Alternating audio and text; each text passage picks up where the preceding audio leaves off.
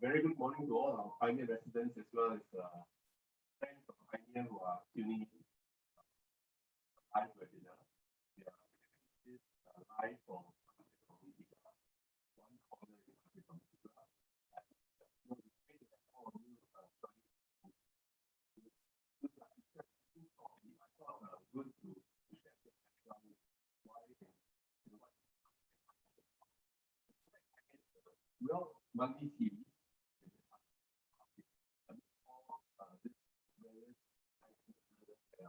Various constraints and things that we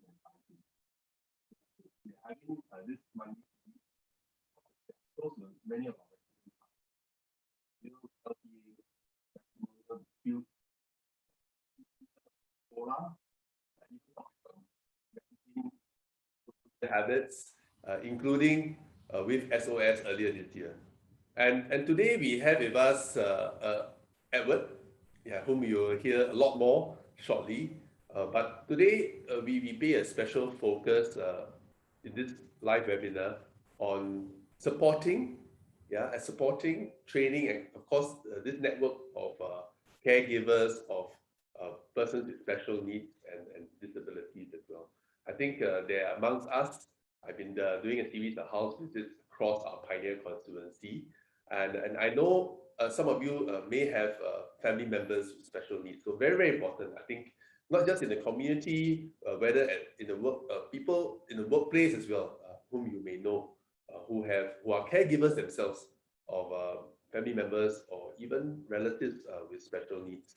So today's live webinar is particularly focused on this topic. I'll get the resident expert from Caring SG, Edward, to share a bit more shortly.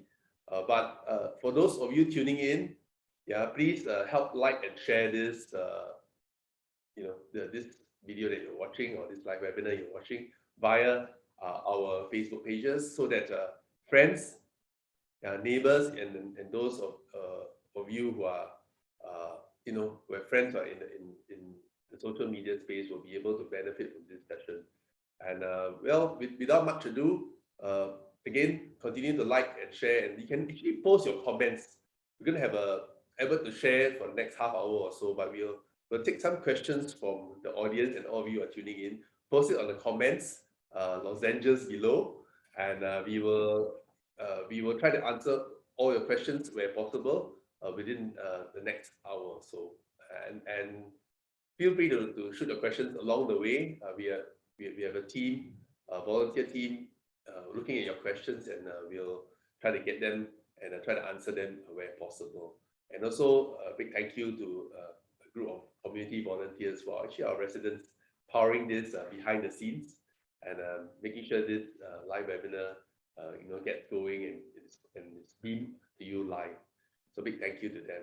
And without much ado, I'll just hand over the time to Edward from Caring SG to share a bit about Caring SG, and of course supporting each and every one of you if you are a caregiver of someone with special needs or with some disability. And on that note, welcome to our Connect Pioneer, Edward. So I'll hand this time to you. Thank you, advisor. Thank you, all the volunteers, for these opportunities given to Caring SG to share about what are we doing, as well as my own experience as a caregivers. Okay, the slide. Thank you. Okay, so a quick introduction of myself. So I'm a caregiver of two daughters with autistic. So the elder one is 13 years old this year. She's going to do PSLE. And my young one is 10 years old this year, and she's in P3. So both of them are actually in Pathlight School. So some of you all probably know about Pathlight School. It's the special education school that do mainstream subject. So Pathlight School actually provide educations, mainstream subjects for students from primary school all the way up to O level. So other than that, myself is a father, is a son, okay, husband, pretty much role to fill in as well. I'm also a community volunteer at Kampong Chai Chi, East Coast GRC site.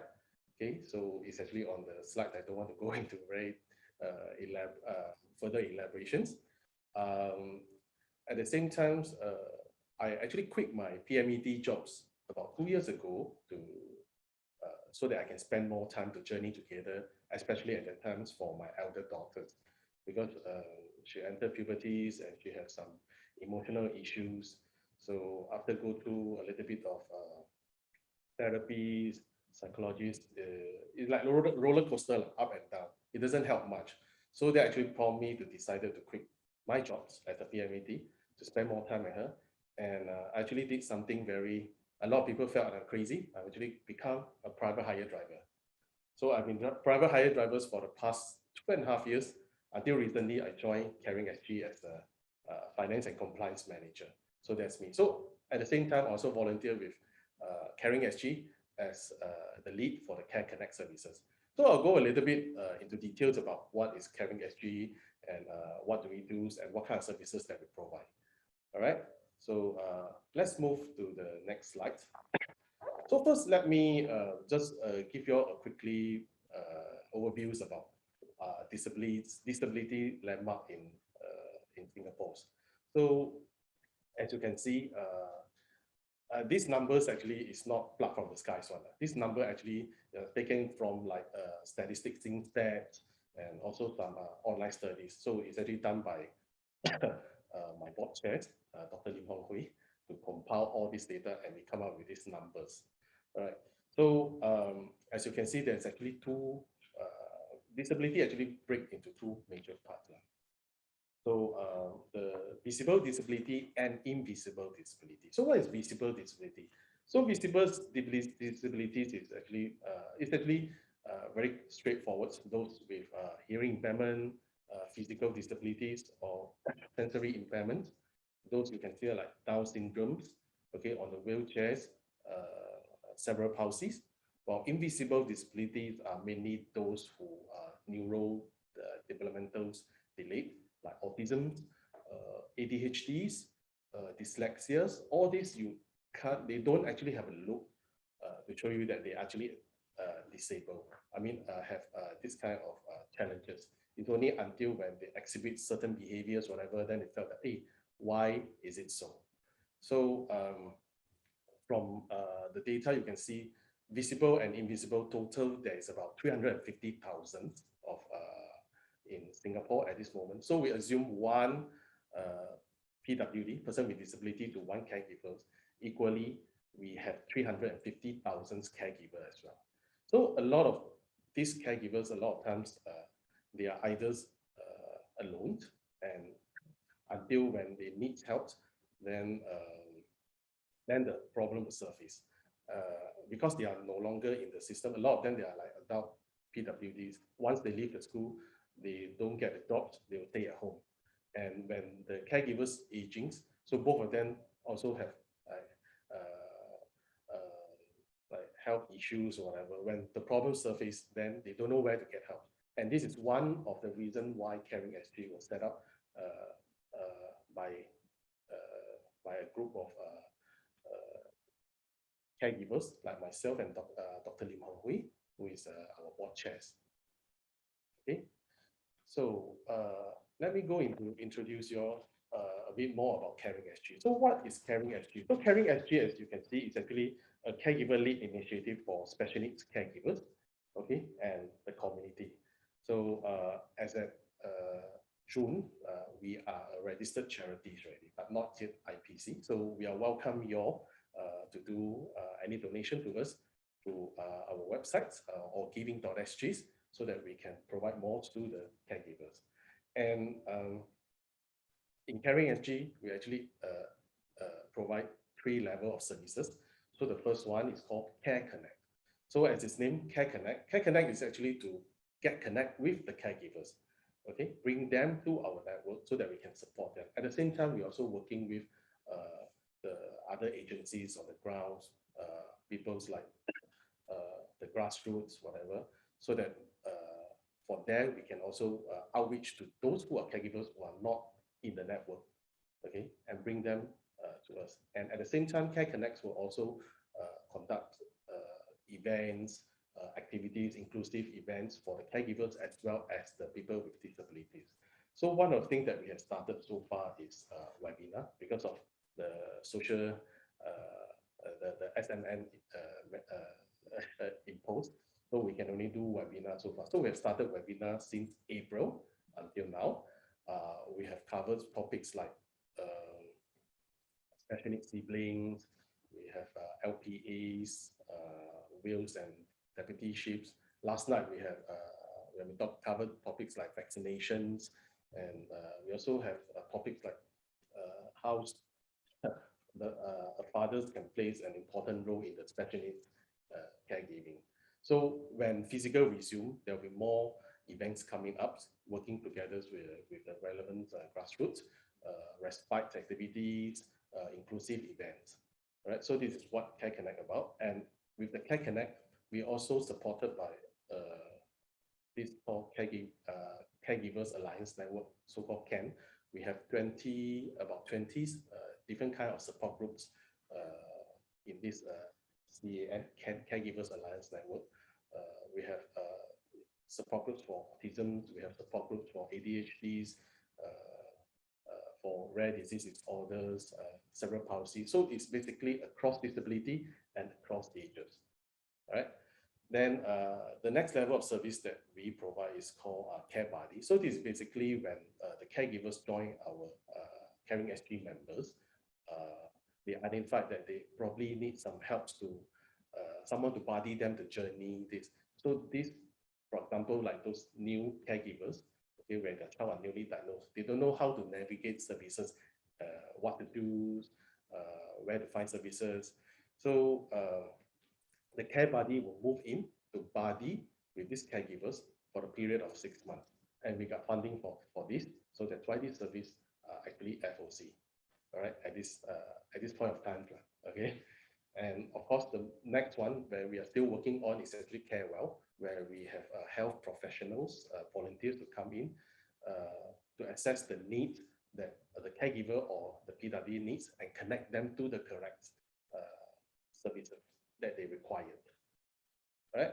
So this is about Caring SG. So this is basically, this is a caregiver's journey where you can see from when you join Caring SG all the way up. So you can see very start meet Caring SG. So once you can come to know about Caring SG either from your own support groups or probably from your grassroots leaders or your communities, your neighbors, whatever you join us. So when you sign in, if you indicate that you are not in any support groups and you wish to be in one of the support groups in our so-called Caregiver Alliance Network CAN, right? The algorithms will actually, inside the system, will recommend you based on your needs and your children's diagnosis to recommend you which support groups which is suitable for yours. So if you also stated that I need someone to journey with me, I don't know how to navigate because I'm very lost.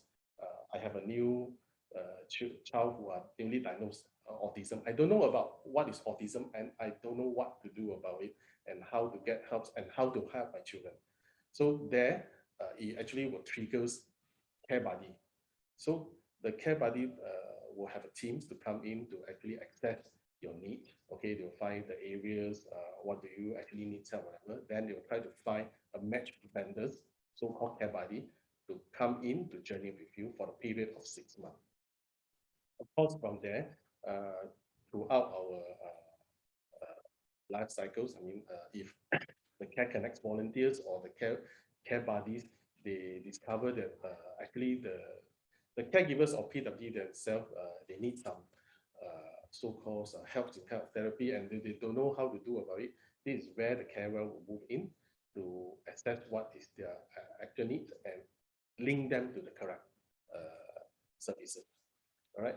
And of course, after you join Caring SG, Care Connect will run various programs where all the caregivers can bring their families to come in to join. All right. So we have, like what I mentioned, we have webinars, physicals resume, then we will start our forums, we will have respite activities, we have family bonding activities, and which is all in our plan. It's just that we cannot start at this moment, right? Because of the COVID situation. Of course, along the way, when the caregivers are more stable and they felt that they have a little bit so-called spare times, or they have the capability, then they wish to help the others, of course, there is a chance, training and growth for the potential caregivers. So if they felt that they want to do to help others because they have enough experience right now, so we have care buddy. They can actually join the care buddies training programs. Okay, we will train them to become a care buddy so that they can go and buddy other new caregivers.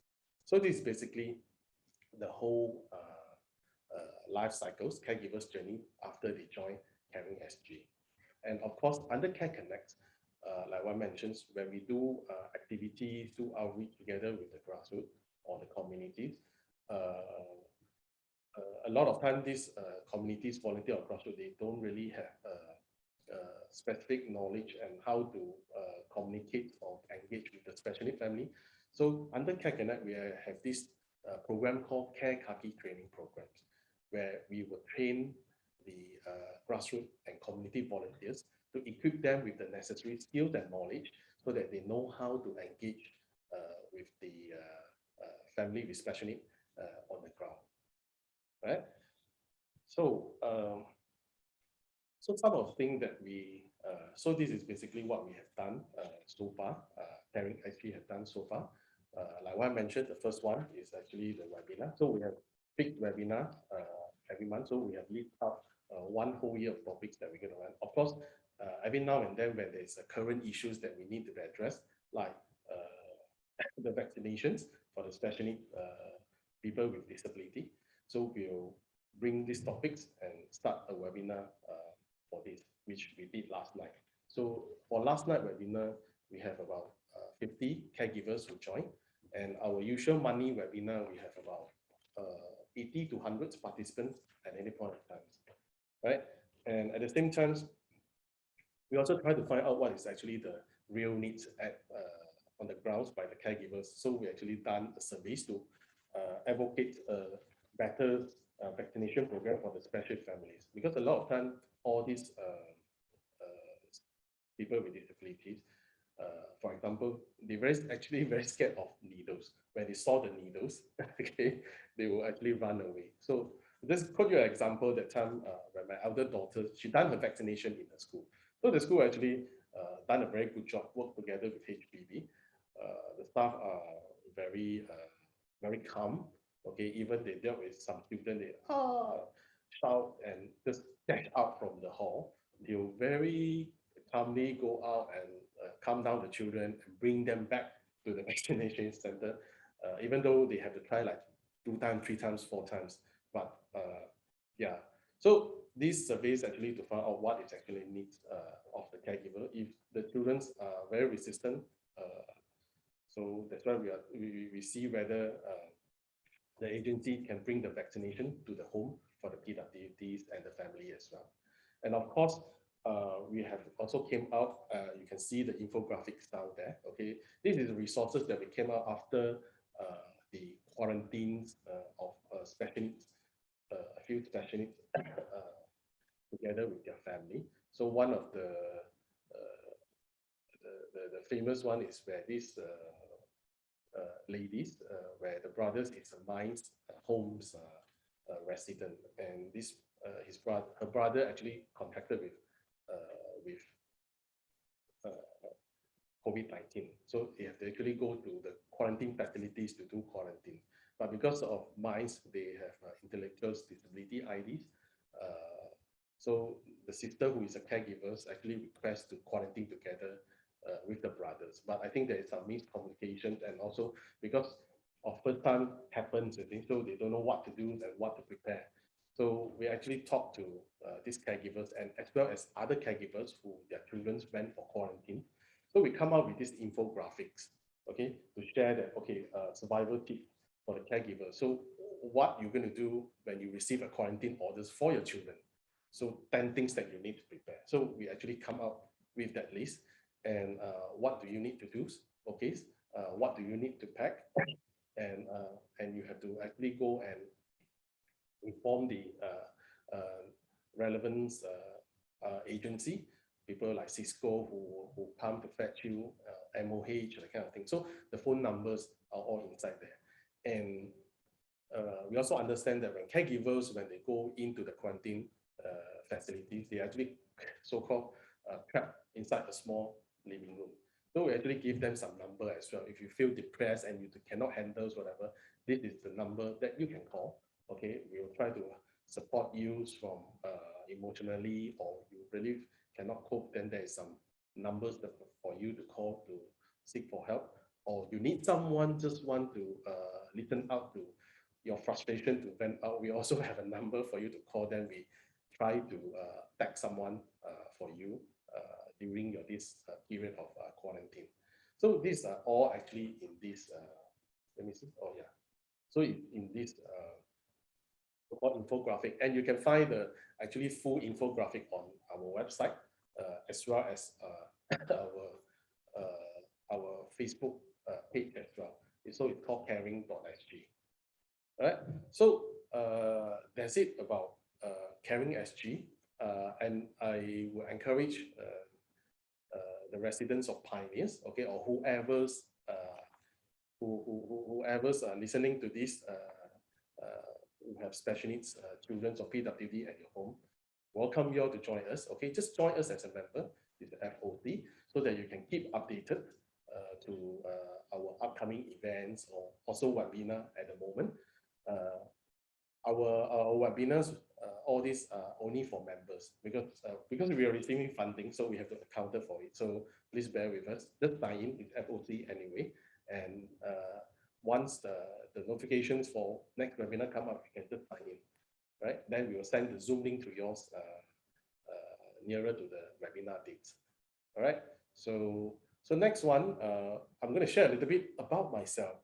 Okay, my experience as a PMET as well as private hire drivers. So I was PMETs 2 years ago until I quit and I become a private hire driver, and I just become PMETs again a month ago when I joined Caring SG as their finance manager. All right. So what I observed, basically, the differences between, just to give you a rough summary, how does the life of what I observed, the life of PMET and the life of private hire drivers. As you can see, so for PMETs, most of the times you are actually a fixed office hour. So PMET that you know, if your salary, correct me if I'm not wrong, okay, if your salary more than 4,500, even you do OTs, there's no OT claims, okay? Then, of course, you're working in an office, office politics, unavoidable, okay? Then, of course, you have a stable monthly income plus CPF. So CPF is actually important, especially for caregivers like us. CPF is actually that we can accumulate and save it for our children, okay, when we pass on, and that will help them to survive on. All right, and of course, we have an official rest days, your annual leave, public holidays, you got it, okay? And of course, some companies, they will actually receive the JSS, job support scheme, to come in to safeguard the job. So you don't really have to worry that I lost my job or whatever. Then of course, for private hire drivers, I'm the boss, okay? I just turn on my apps, I go and drive. I don't like, I turn off. I don't have to go and say, hey, boss, can I apply for an afternoon leave? I don't have to, don't have to do that, okay? And but you are accountable for yourself, because the moment you off, that means no income. The moment you on, then you have income. So on time, on target, okay, but you have to manage it, or else you won't have sufficient money to pay for even your car maintenance.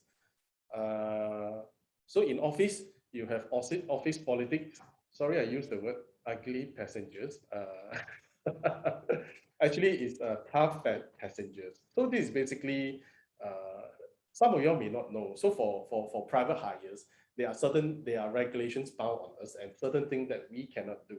Like we cannot pick up from the taxi stand and we cannot pick up from the bus stop. But a lot of times, I mean, we also understand the passengers' challenges, especially elderly. The pickup point is actually very far away. They'll say, hey, can you? So they go and book and text the driver, say, hey, I'm actually waiting you at the bus stop. So for drivers, bus stop, a lot of time you have this CCTV. The moment we go in, you come out, that's it. We got summon, we got demerit point, but the passenger actually didn't get any, but the passengers are all right. But we are the one who got into trouble. So I think some passengers are very angry when we tell them, hey, we cannot pick up you from the bus stop. Can you just move front a little bit, like 100 meters away so that we can pick up from you? So the passenger, when we pick up, the passenger get very angry. Why you want to make me to walk? You see my mother on wheelchairs or that kind of thing. But I think much to improve on this area. It's not the passengers issue, are also the drivers. I think the agency probably can do something to help about this. All right, and also for private hire drivers, we have peak hours and also incentives. So a lot of time, all these so-called incentives are actually tied in peak hours. So peak hours like during the weekends or weekend nights are always our peak hour, where most of the time go out together with their family, but we actually have to work during the hour in order to earn the incentive and to earn more money. And yep, we don't have rest day. Okay, long working hours. I can share with you typical Grab private hire drivers or taxi drivers. We drive average 12 to 13 hours a day, unless you're part time, for you to earn enough to cover your car maintenance, the cost of operating, so that you can and after your commissions, then you have a little bit of so-called sufficient sums to maintain yourself and to feed the family. And of course, we don't have CPF, but we are encouraged to top up our MediSave account. Okay, so which I did that time. Every month, I still diligently put in some money into my MediSave account because I know that will help me. And if you don't do that, your vocational license won't get renewed 3 years later. They want you to put in money so that you can get renewed. And of course, we are glad that government actually come in to help the private hire drivers and also taxi drivers during this period of time, like the COVID-19 driver relief funds, as well as that time the self-employed support. So this is basically a nutshell in about the life of PMET and private hire. So from all this experience, what I can see is how we can summarize out what can we help PMETs or caregivers like ourselves to go into the job. The reason being is because a lot of caregivers like myself that tell, why do I need to quit my jobs? Okay, because we need to take care of our special needs children at home. And not only myself, I have seen many caregivers who are also have to quit their jobs. Among them, they have lawyers, they have people like marketing executive, we have top coms, even teachers. They have to quit their jobs. A lot of reason is because a lot of times their work doesn't allow them. Because like if you work in the office, you are fixed like from say 8 to 5 or 9 to 6. Okay, even right now, we work from home a lot of time, but I can sure guarantee you, some of you will probably knew about this. Okay, when work from home and home-based learning happening at the same time under one roof, that's actually a chaos. I experienced that. While you try to do some work, rushing some report for your boss, while your children actually turn the HBL to YouTube and watching some cartoons. Well, I can tell you that is really a challenge. So you have to shout or you have to put down your works and go back there. So, but it would be good that if the job can be redesigned. Okay, of course, this is with the condition that the organizations more aware about what is disability about, because once the organization understand what is the challenges faced by the caregivers, then probably there will be some change start from there. So that's why I put here disability awareness in the workplace, inclusive working environment, because a lot of time, especially those caregivers with their child with invisible disabilities, people probably say, hey, your child is okay, right? So what kind of challenges that you're facing? So only when they understand what is autism, what is ADHD, what is ADD, what is dyslexia. So they will understand the challenges that the caregivers are actually going through. So then they will see, okay, how we can help the caregivers or redesign the works. And of course, then you come in the pro-family HR policies and also organization cultures. I'm very sad sometimes when I get to hear that some of my fellow caregivers where the organizations are actually not very understanding when they say, well, I'm also a caregiver, I don't have issues with my kids. Why are you facing this kind of challenges? Are you trying to be some other things or try to avoid the jobs, but actually not, okay? We caregivers, a lot of time, we actually face these challenges where, like what I mentioned, even though my girls are able to do PSLE, but she also have challenges emotionally, right? And of course, supportive colleagues and understanding bosses. And here I just want to give you an example in my what I experienced as a PMET at that time. We do have special needs in my company before. I don't want to mention what is the where do I work last time, so then it becomes very identical. So we got this guy come in to join this department. He's actually, if you look at his education background, he's actually very good education backgrounds. Graduated from university, okay, with great first grade honors, came from Raffles, but he can't hold a job. The reason being is because he's autistic, but he's high functioning. So he do works in a certain way. He cannot change, don't take instruction very well. So a lot, but the boss actually understand his problem, then try to get other colleagues to help him in this manner. But you see, I mean, in the departments, a lot of times, I have my jobs. Why? I mean, the colleagues don't actually understand his challenges. Then why should I take on additional job from you, which is supposed to be done by you? So it actually caused, it's a very sad scenario where the whole departments of colleagues actually boycott him. Okay, he actually tried his best to go out lunch with the colleagues, but people are actually very angry with him because of take on your jobs or that kind of thing. They, oh, you want to go lunch? Sorry, I got appointment already. Or I already got another lunch appointment. Or today I'm in, that kind of thing. People just try to avoid him, and he knew it. You see, but he don't know how to express. Ended up he self-taught. Okay, for people with especially like autism, they always do self-taught to regulate themselves. He very upset, but he don't know how to express it out. So he actually self-taught in the toilet.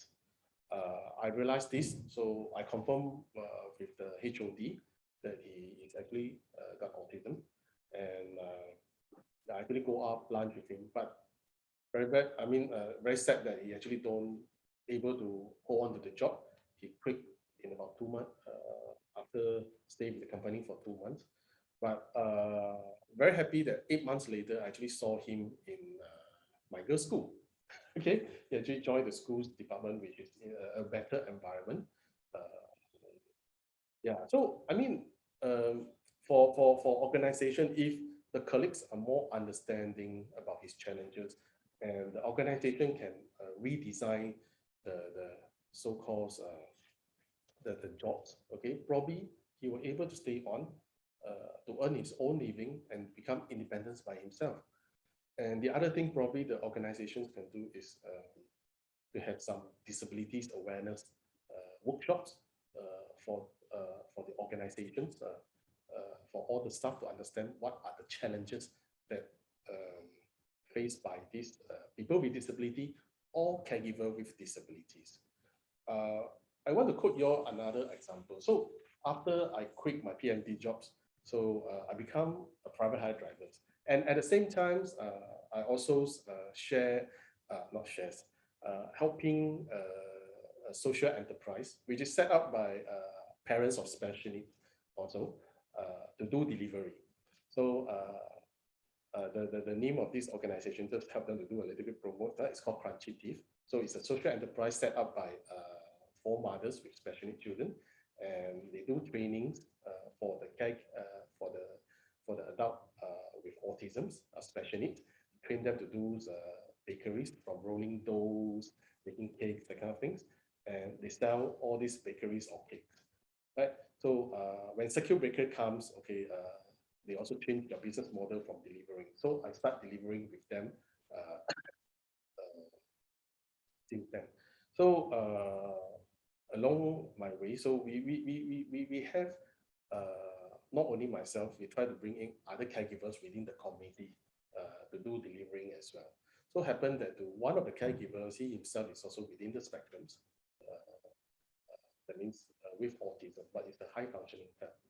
So first time I forgot about it.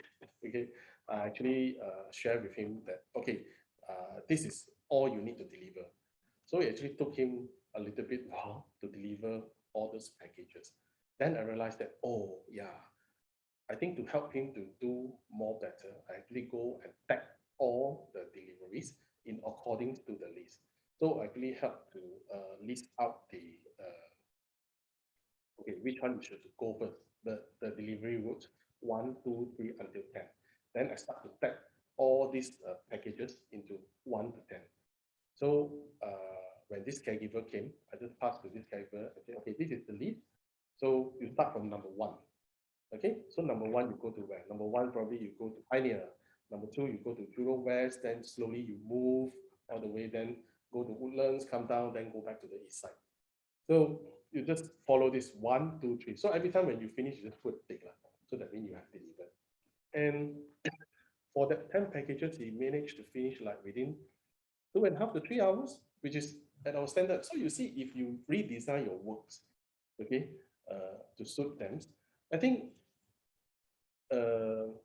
these caregivers or people with disability, they can actually perform the same like us as well. It's just that you go have to spend a little bit of time to redesign it. Yeah. So what we hope is, of course, we hope the unions able to come in to promote inclusivity, because union is the one ultimate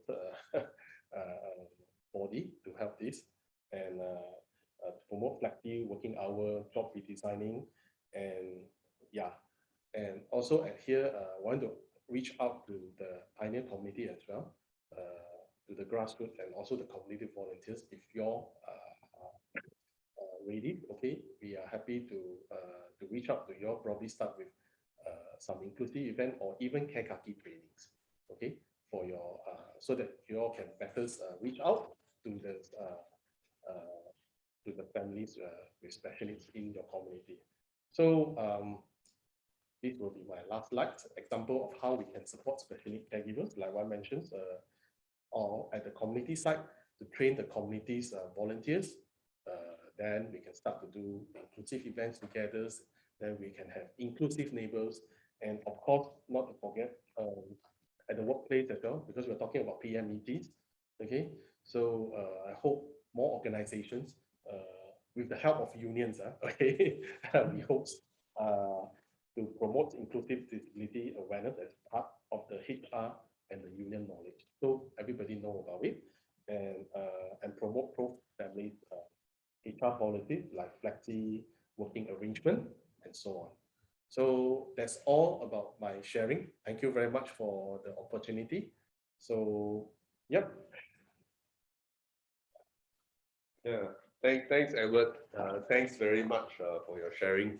Thank you. I think in the last 40 minutes or so, wow, that long. yeah, I didn't realize it's already 11:40. No one got to So, stop me. you know, a big thank you for your sharing.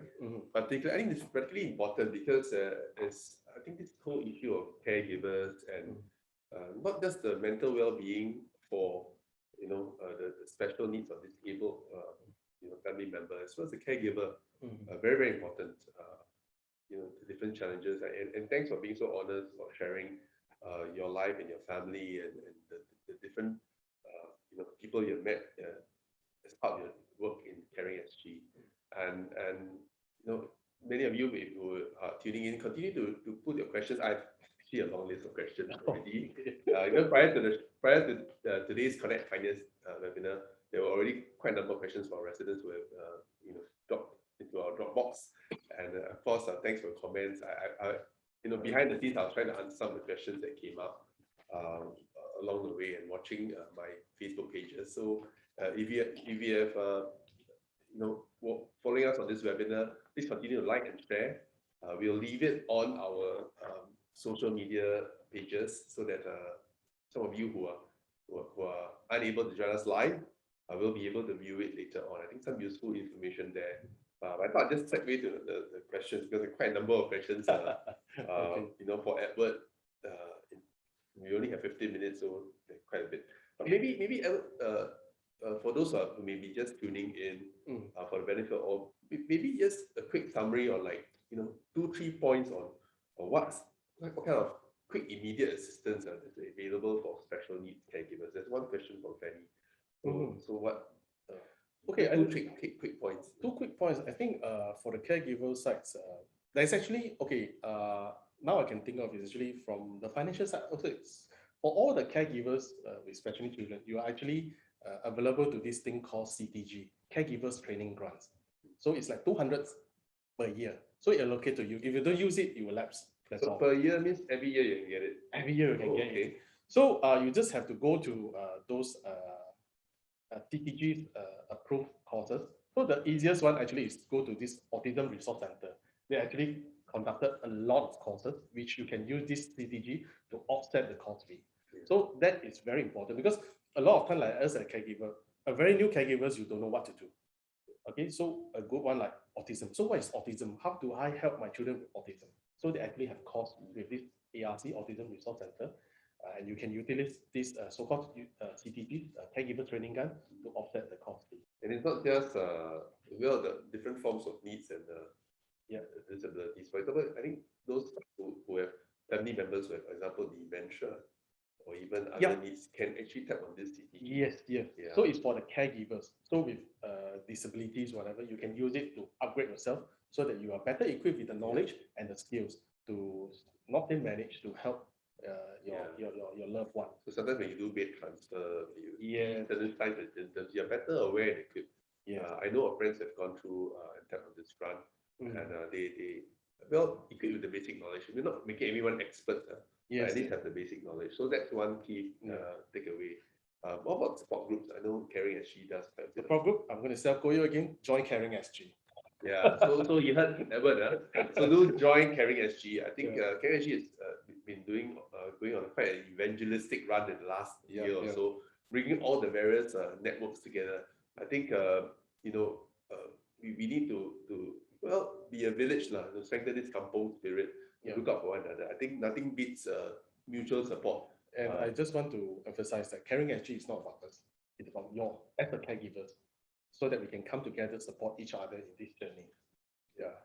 So I thank Edward earlier on, just before he ended his segment, to talk about unions and how in the workplaces.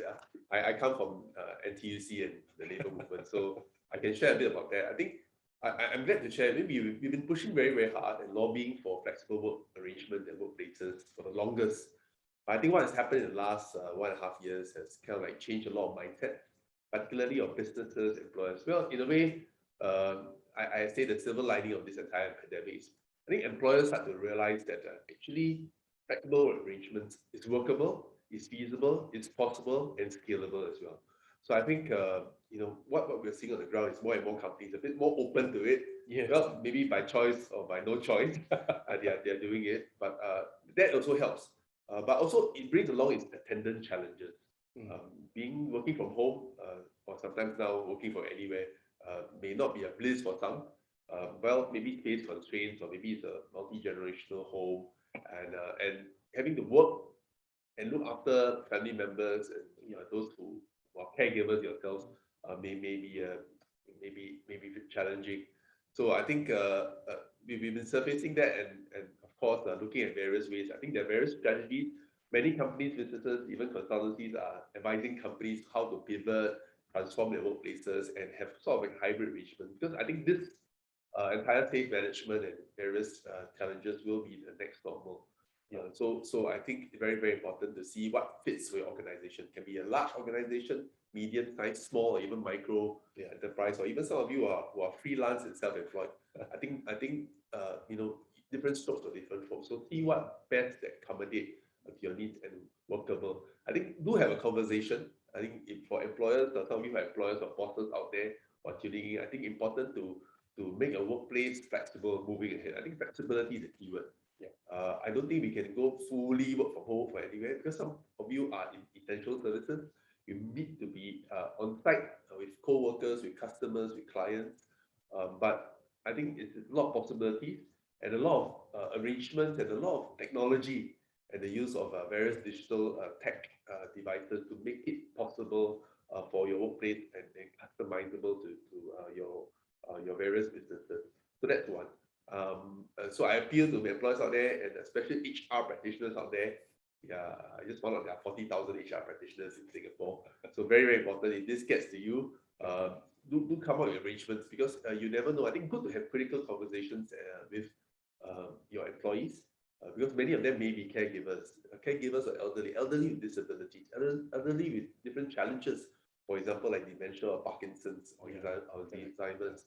And therefore, it's important to be aware not just of your employees, but what challenges they're facing if they work from home or if they are in hybrid arrangements, so they can better cater and keep the staff engaged, motivated, and productive. And there's another question. I think it's very, very important because now we are in a vaccination season. Yeah, for those who are living in Pioneer constituency, we appeal to all of you.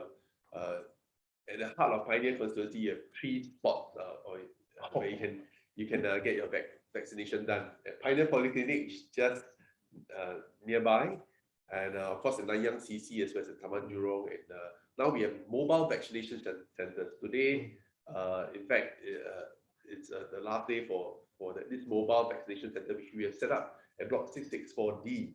Yeah, just next to the CT nearby. Yeah, I'll be popping by over shortly. And that mobile vaccination center is specifically catered to many of our elderly who are out there who are still not vaccinated yet. Yeah, because for one reason or another. So actually, this segues nicely to my question to Edward. There was a question that came in from one of our residents saying, why we are special needs caregivers. I mean, we're caregivers of special needs family members or relatives, but it may be difficult to get them to go for vaccination. Any way we can overcome this challenge? I mean, you being a father of some special needs kid. Okay, that time when my elder daughter's going for her vaccination, I actually go through this social story with her. You can actually find this social story in our caregi website. We have this COVID vaccination resources inside there where you can go and download this social story. So what is social story? Social story is basically something to prep the children what's going to happen. So you tell them like how the vaccination is going to look like. Okay, you're going to meet up with nurses. Okay, then they're going to check your temperatures, they're going to check your height, body weights, that kind of thing, and then they will do vaccinations. And it's to prep them. So for me, I actually did it 1 week in advance before the vaccination. So it just keep prepping to go into their mind to say that, okay, you do vaccination, and vaccination is good for you to protect you from COVID-19. In fact, my elder daughters, she was a bit scared at the time, but her motivation is actually go Korea by the end of this year after PSLE. So I thought you want to go Korea, right? You have to do vaccination first. All right. So that is actually part of her so-called her motivation as well. So you can actually use something that your child's that they want, okay, to motivate them. So that you get vaccination, then you can go somewhere. Like my friends actually encourage the child to do vaccination so that they can go on cruise, right? So that's the reward for them. So social story is actually a very good way to prep the children. You can actually find it from our website. Of course, it's member only. So like what I say, just sign up as caregi member, and you're able to access to this social story to help the children to ease their anxiety. So that's one. The key is easing their anxiety. I think that's the key word. Yes. Find innovative ways and do connect with the caregi team if you need the advice and tips and pointers. Yeah. Because you have you may be a caregiver of someone with special needs at various ages, gender, and life stages. So I think you can get some tips from the experts and of course from this community as well. They're actually quite a lot of questions, so I need to go through them, and we'll try our best. Yeah. And then there's a question on well, Jacqueline sent in quite a few questions. Okay. I think she suggested on having satellite centers where you can allow caregivers of special needs to actually work within proximity of their workplaces or the locations where their special needs children may be undergoing education or training. So that's one possibility. I think increasingly, I mean, it's been helpful. It's been helpful that we are now all pivoting to flexible work arrangement and flexible workplaces. I think the other challenge now amidst this phase 2 heightened alert is the same management measures and the various advisories. So I think a lot of companies, businesses, and of course community groups and the grassroots as well are holding back a bit because of the 2HK requirements. But we hope, and I hope to see more. And I know across Singapore there are various, for example, many various community clubs that availed spaces, open common spaces, including at the residence and network centers. And of course, there are different study corners to allow more work from anywhere arrangements. Now that we are working from anywhere via our smart devices and even on mobiles. So I think that's one good suggestion. So thanks, Jack, for that. And Leading also suggested, whether caregi can organize outings or workshops for these special needs caregivers, so that, well, in a way, caregivers can get some respite. Do you organize regular activities? Okay, like I mentioned, it's actually part of our Care Connect programs where we're going to do like outing. So outing is like family bonding. Okay, we can bring the families out together, and we can work together with the grassroots. So again, we hope to work with Pioneer, okay, grassroots to do this.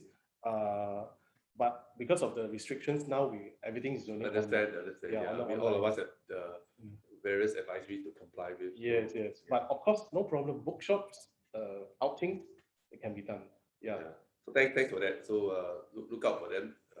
We'll be partnering with Caring SG to see how we can better care for our caregivers. And well, there are quite a few more questions. No problem. Yeah, I think quite a number of you wrote in and say, can we have more activities or related stuff right here in Pioneer constituency. Like I said earlier, due to the same management measures and advisories, we can't do a lot of the face-to-face sessions. That's why we're doing this on a virtual format. But when more get vaccinated and we try to get some normalcy and some contact time, rest and assured that we will definitely be working with Caring SG to bring some of the activities, programs. In fact, we are raring to go, but we're just holding back because of the various heightened alerts. Can I just do a quick shout out? Okay, everyone, please go for vaccination, because the faster, the more that we get vaccinated, we can resume physical faster. That's true. Thanks, Edward, for helping to echo my sentiments. And really, I think one big group that we hope all of you can help. I know some of you are caregivers of elderly. If you are a caregiver for an elderly and maybe him or her may be a bit in terms of mobility wise difficult to get to the nearest vaccination center, there's actually a facility you can call the hotline. I'm trying to remember the hotline number. It's a 1-800 number, but it's available. You can just key in Google. I just checked it earlier this week because a resident was asking me why my family member is bedridden, but he's an elderly, pioneer generation, and where can I get a vaccine?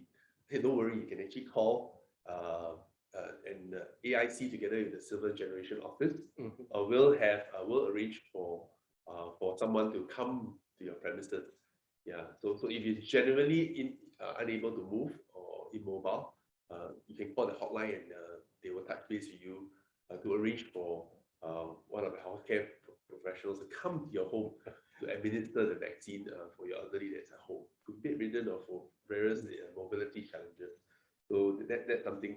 And for those elderly who are a bit more mobile, whether you're a mobility device or even a walking stick or even very, very active and healthy, you can just walk into any of the vaccination centers. They are open till quite late.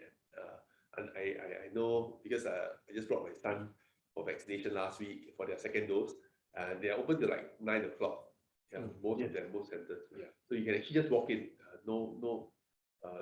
There's no need to queue. There's no need to register. If you're above 60, just walk in, and they will administer the vaccine for you and arrange for the second vaccine with you as well.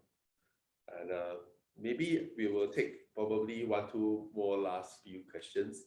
Yeah, because we have only 5 minutes more, and therefore,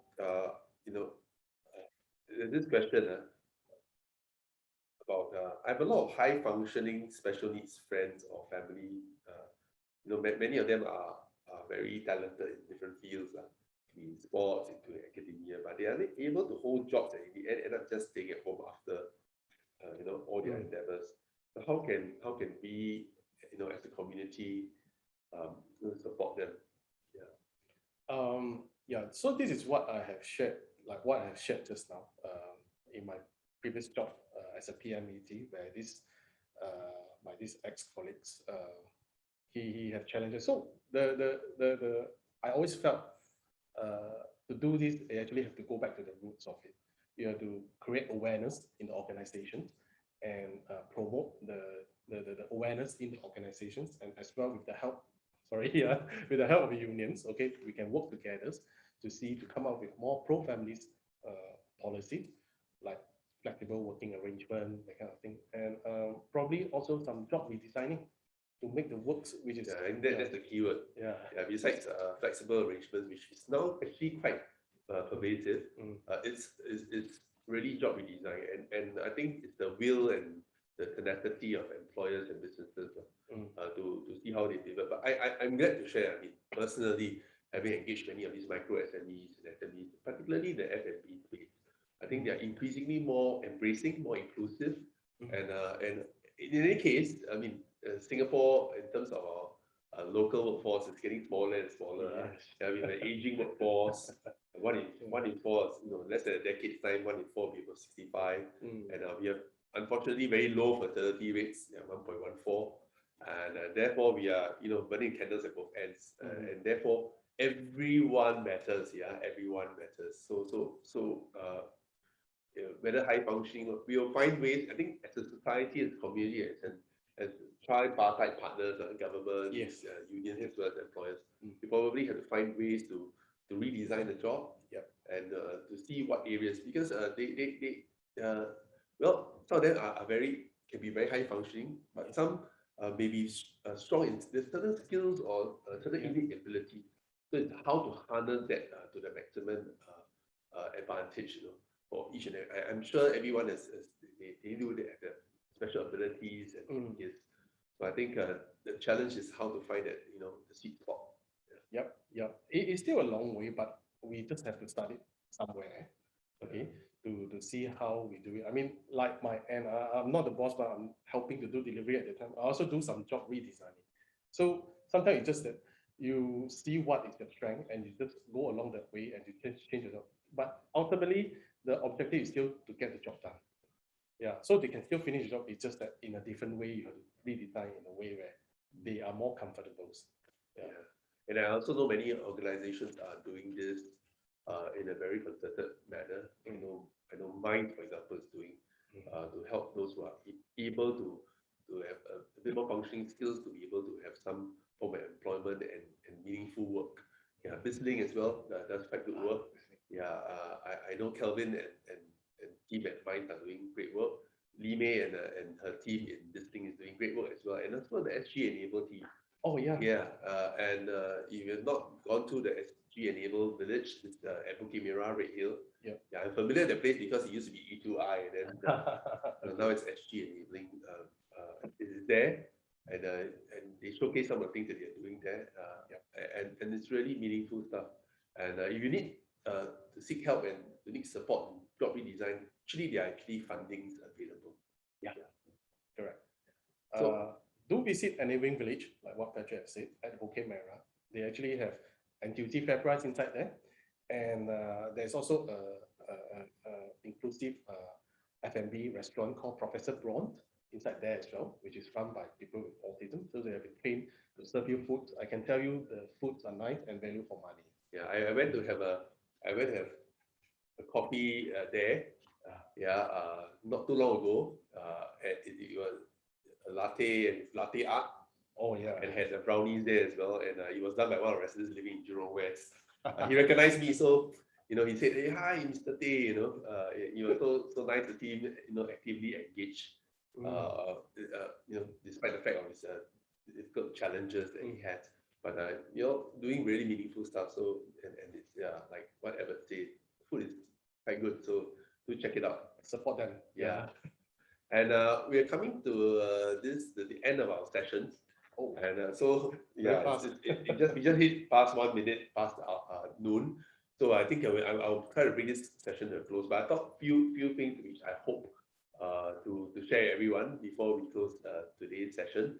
Firstly, a big thank you to Edward and the Caring SG team. You'll see more of him and his team as we partner together with the Pioneer community, and of course residents out there who are keen to volunteer and to be part of this community to help out. Or you could be a caregiver of someone with special needs, but you could be a volunteer or a resident who's very, very passionate about this space and want to join us and volunteer with us. Let us know, drop us a message online.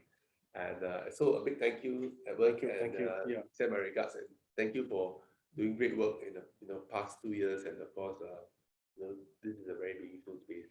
And you see that the slide that's appearing on your screen. Just a few, advertisements, or should I say, a shout out all there with all you out there. We are doing our next Digi Connect at Pioneer series. We are actually doing a digital, or should I say, a fintech series for this year. This is another one that we are doing.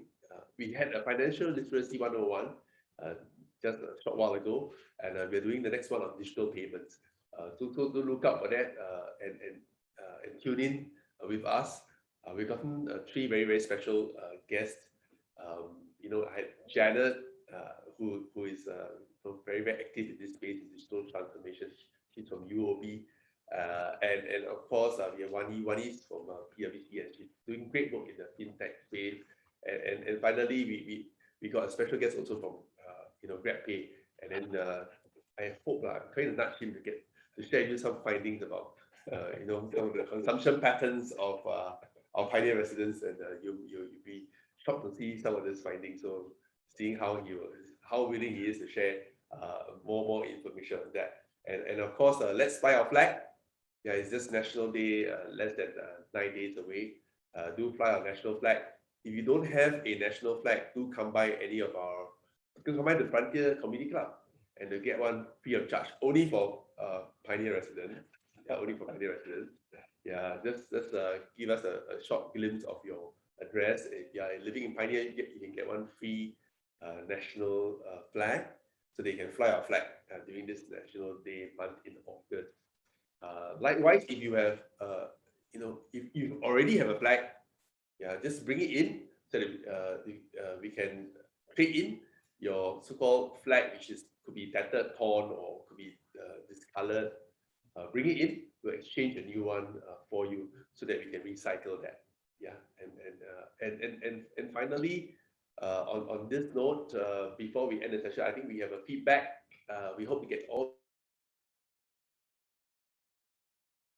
webinar series, and do scan the QR code that you see on screen. We'll leave it up there for the next 20 seconds for you to scan. Do help us. I appeal to you to complete this survey form so that we can do better, and also, of course, pick ideas from you on other topics which you hope to hear, see, or even listen about at our Connect Pioneer series. So we'll leave it there on the screen. And on that note, again, a big thank you to Edward and the Caring SG team for helping us to power today's Connect Pioneer, and of course the team of volunteers behind the scenes virtually in running this. It's totally run by volunteers. So a big thank you to them, and many of them are our Pioneer residents. And if you are keen to volunteer with our Pioneer community, we're looking at community volunteers living in our Pioneer constituency. Some of you have very good skills, I know. I've been doing house visits across all our blocks. Some of you have very, very good skills, creative skills, can even do banners and ads, and and social media activists, or even people who are experts in TikTok and YouTube. So do come forward, drop us a line. You can connect with me by my social media handles, and drop me a message, because I maintain my social media pages, so I can connect with you as well. And on that note, a big thank you to everyone for tuning in, and stay connected with us as one pioneer together. Thank you. Have a great day ahead. Bye bye.